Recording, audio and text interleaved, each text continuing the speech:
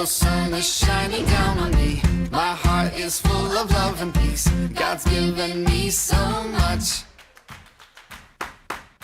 I want the world around to see how much He really means to me. God's given me so much. So I'm gonna get my hands up. I'm gonna get my hands up and wave them all around. Wave them up and down. I'm gonna get my feet up.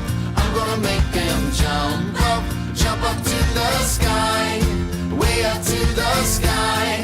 And I'm gonna give a shout out. I'm gonna make it so loud, so that everyone around is gonna see what God has given to me.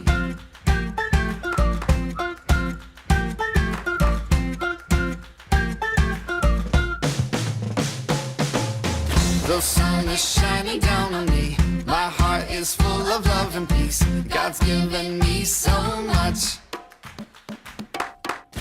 I want the world around to see how much He really means to me. God's given me so much. So I'm gonna get my hands up.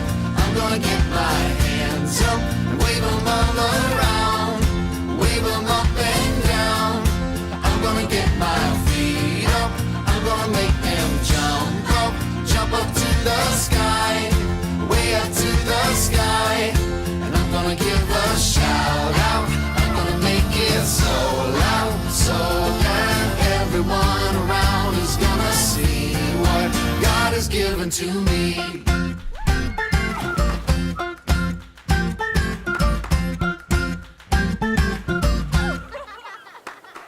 Responsibility is showing you can be trusted with what is expected of you. Our memory verse this month gives the perfect explanation from Luke 16:10. Suppose you can be trusted with something very little. Then you can also be trusted with something very large. Luke 16:10a. Suppose. So this is the letter I in sign language, and we're going to tap it on our cheek to say if or suppose.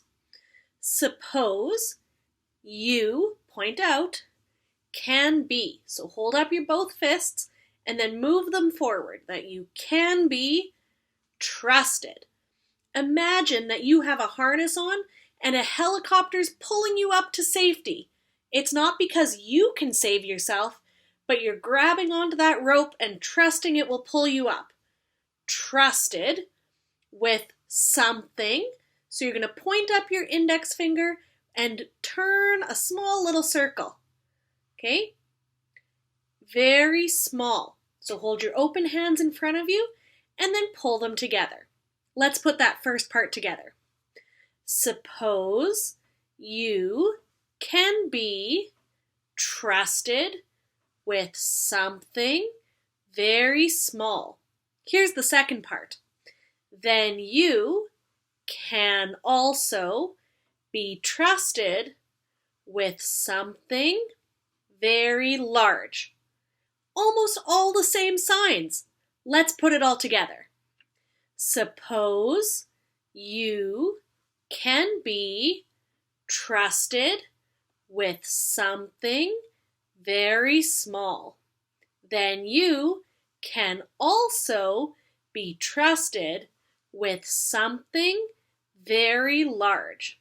And all of that is from Luke 16:10a. Let's put it all together a little bit faster. Suppose you can be trusted with something very small. Then you can also be trusted with something very large. Luke 16:10a.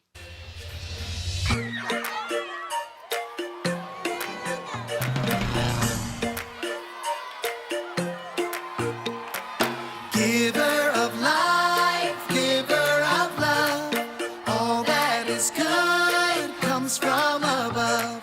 This is our God shining on us. All that is good comes from above.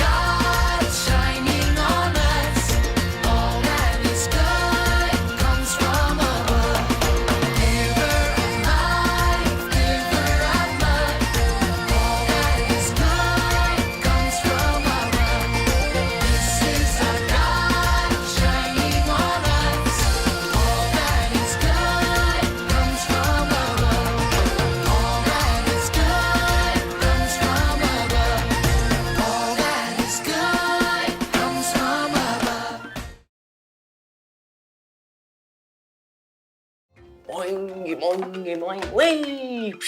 Hey guys, welcome to Story Lab. This week, we're talking about responsibility. While we take a look at this story within another story. Think we should stop monkeying around? Nah, we're having a humping good time. We really need to start the show now. On it.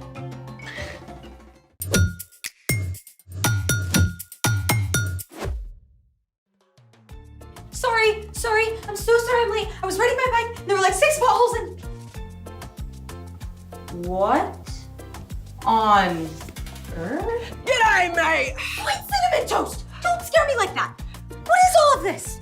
Well, as you know, this week we're talking about responsibility, which is showing you can be trusted with what's expected of you. I see. And since you were running late, I decided to do the responsible thing by setting up for the show. Very sweet. But why the balloon animals? Walk with me. You see, I have recently taken up the fine art of balloon animalry. And since I'm clearly awesome at it, I felt like it was my responsibility to share it with the world. Wait, you made all these? Technically, the guy who's teaching me made most of them, but I did make a few, such as... the boa constrictor, the cobra, and my very first creation, the Alaskan bullworm. True work of art. Thanks. Now, what is your favorite animal? Sumatran rhino. Or a dog. One dog coming up.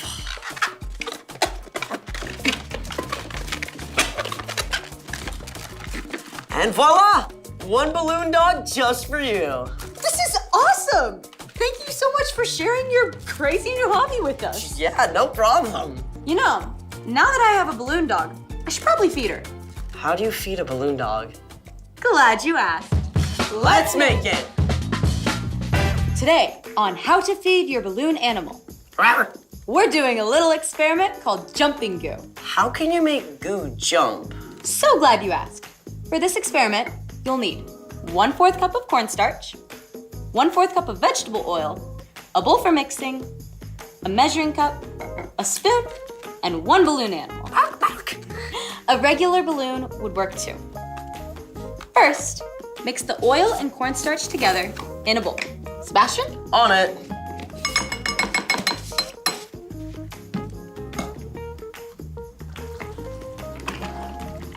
That's some down-home cooking right here. Next, take your balloon animal and rub it on your head.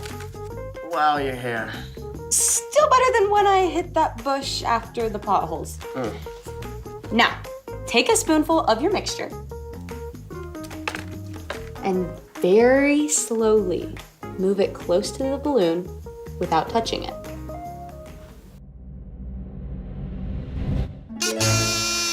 And voila! All thanks to a little thing called static electricity. Isn't that where you rub your feet on a carpet really fast and shock people? Yes, but there's more to it. When you rub a balloon on your hair, negatively charged electrons from your hair rub onto the balloon. This gives the balloon a negative charge. But what about the jumping goo? Well, the cornstarch in the goo we made has a positive charge. Negative charges attract positive charges, so the positively charged goo jumps onto the negatively charged balloon. And that's how you feed your adorable balloon puppy. Wow, thanks so much for sharing that experiment. Hey, thanks for sharing your balloon animals. And speaking of sharing, it's time for... The story before the story. Today, we're in the book of Luke, one of the 4 gospels that tells the story of Jesus. During his time on earth, Jesus traveled from town to town, teaching people about God. Often, he told parables to show people what God is like. Parables are short stories about everyday objects and familiar situations, like baking bread, planting seeds, or hunting for a lost coin. Jesus was a master storyteller. His stories were easy to remember. They made people think for themselves and make connections. And that's where our story begins. Take it away. Hey guys, I'm Padma. I hope you're ready because today's story is a storied story within another story. Don't worry, I'll help you keep track. One day, Jesus was speaking to a crowd of people, teaching them about God. Suddenly, a man called out from the crowd. Teacher, tell my brother to divide the family property with me. Friend, who made me a judge or umpire between you? Watch out. Be on your guard against wanting to have more and more things. Life is not made up of how much a person has. Now here's where Jesus did something brilliant. Instead of giving a quick answer, Jesus used a powerful word picture. It went something like this. Once there was a rich man whose land produced a very large crop. Sir, we're set to bring in a bumper crop this year. Wow, look at all this food. I'm going to make a fortune off this. Harvest the crop at once. We're working on that, but there's a problem. A problem? You don't have enough barn space to store all your grain. I was thinking, well, you could share. Share? But it's all mine. Well, yes, it is. I know. I'll tear down my barns and build bigger ones. Then I can store all the grain for myself. Oh. Yay me! Now I have plenty of grain stored away for years to come. I can take it easy, relax, eat, drink, and party all night long. But as the rich man was thinking these thoughts, God spoke to him. You foolish man. Tonight I will take your life away from you. Then who will get what you have prepared for yourself? No! This story, that's how it will be for whoever stores things away for themselves, but is not rich in the sight of God. It's okay to have nice things, but our stuff should never get in the way of loving God and loving people. Everything we have comes from God, and one of the best ways we can show God's love is by sharing what we've been given. The end. 2 stories for the price of 1. Good deal. Sometimes the best deal is to give instead of holding on to things yourself. So, what's our part in the story? Whether you have a little or a lot, it all belongs to God. We have the amazing job of using what we've been given to show God's love to others. Like sharing your cookies from lunch. Ooh, or letting someone use your hoodie when they're cold. It might even be saving part of your allowance or birthday money to buy food for people who need it. Yeah, there's this little food pantry box right by my library. Anyone who can give food puts it in the box, and then anyone who needs it can get it. That's awesome! And we can share a lot more than just our stuff. Things like our time. You can share your time by choosing to read to your little brother instead of playing your own game. If you got a big backyard, you can share it with your friends and all play some soccer. You can even share your story. That seems a little big. Well, when you tell your friends about the good things and the hard things in your life and how God has helped you, it can encourage them too. Who knew we had so much to share? I love it. Thanks for sharing your time with me. See you next time. Bye. So here's the thing. Share what you have. Your stuff, your time, even your story. Speaking of, want to share with me how to make an Alaskan bulwark? It would be my pleasure. Thanks for joining us in the Story Lab. See you next time. So I can do it like that. Gonna pull back. I don't